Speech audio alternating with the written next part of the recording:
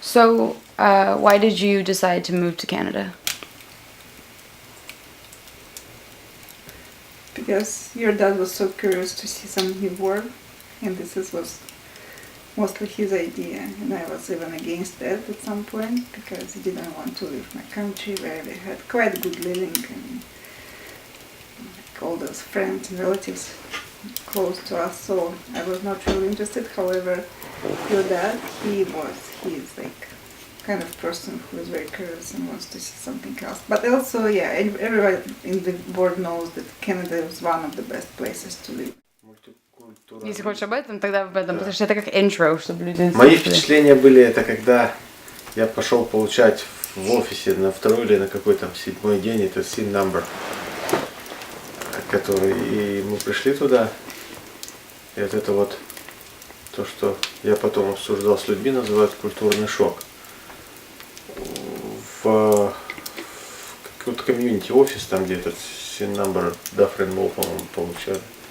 Вот, и я пришел, занял там номерочек, встал. И вот смотрю, очередь, это было, Мария, человек 15, может 20. Все разные. Я в детстве мультик смотрел, как он попадает на какую-то планету, а там все такие инопланетяне, маленькие, большие, такие толстенькие, худенькие, черненькие, зелененькие, волосатые, такие, разные. Вот это 20 человек, весь земной шар там стоял.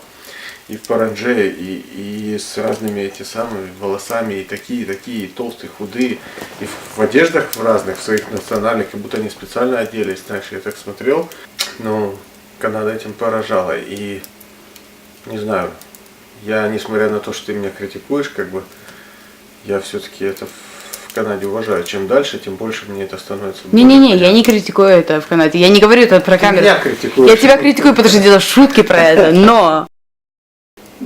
Хотя на самом деле Канада довольно-таки много дает. Мы видим иммигрантов учителей, мы можем видеть даже журналистов иммигрантов. Если им есть что сказать, неважно, что они скажут это с акцентом, но они скажут что-то отдельное, интересное. И не, конечно, лучше, чем могло бы быть, конечно.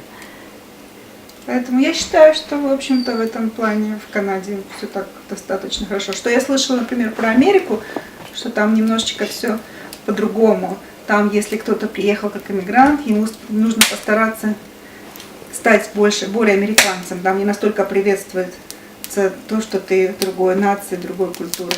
Наоборот, они заставляют всех становиться одинаковыми, похожими на американцев.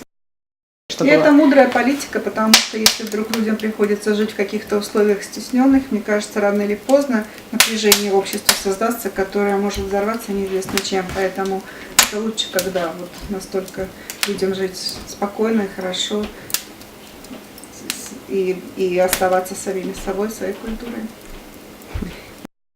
Whether it was difficult to actually get accepted for a visa. Oh yeah, it's quite difficult because there are so many people who would like to immigrate, but it's quite tough process to go through all this applications process. So yes, so it's not easy. So many people would like to, but they have a quota. So from different countries, different number of people who could come every year. So yeah, but we were lucky that we got through. Другой вопрос. Вот я слушал маму, когда рассказывает, почему мы поехали в Канаду, да? Вот попробуй, Мария, потом перевести. Для меня была причина, я ее называю гвоздь в заднице. Вот именно поездка в Канаду, потому что, ну как, земля она круглая, да? И вот мы живем с одной стороны, где уже все как-то устоялось, одна культура, Европа, там ла-ла-ла-ла, все такое. И в это время ты можешь, ну, хорошо, давай иначе. У тебя есть твоя жизнь, вот ты живешь в Оквилле, например, да, то есть ходишь в школу там и все остальное. Тут время тебе дают билетик и говорят, окей, если хочешь, ты можешь начать свою жизнь сначала. Ну, практически с нуля. У тебя нет друзей, у тебя нет карьеры, у тебя нет чего-то, то, что у тебя есть. Как бы. Даже родители, друзья, все где-то исчезло. Но тебе дают билеты, и начинай все с нуля. Это сложно, но в то же время интересно. И мы когда прилетели, на второй день или на третий, вот я помню, первый день, когда мы приехали, друзья нам приготовили кровать в этой квартире, которую мы сняли, и вот мама с тобой легли спать, отдыхать, а где-то на следующий день, или может через, я уж не помню, там были какие-то формальности, я пошел в Канаду. То есть вышел из дома и пошел гулять. И с Хайд-парка я дошел в даунтаун пешком. И обратно. Я шел и смотрел на людей. И вот для меня было ощущение, как я себя вижу в этой стране. Вот кто они такие вокруг, как эти дома. Вот на самом деле, хотел сказать, архитектура ее нету. Квадратики эти вместо домов.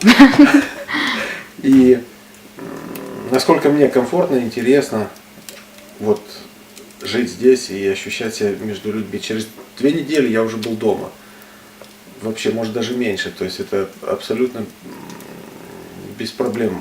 Канада все-таки мне нравится, что она доброжелательна к ньюкамерам. И несмотря на то, что многие критикуют и миграционную политику, и что-то остальное, в общем-то, ощущение меня как человека, как прибывшего в Канаду, который пытается что-то здесь построить, это, ну, как дома.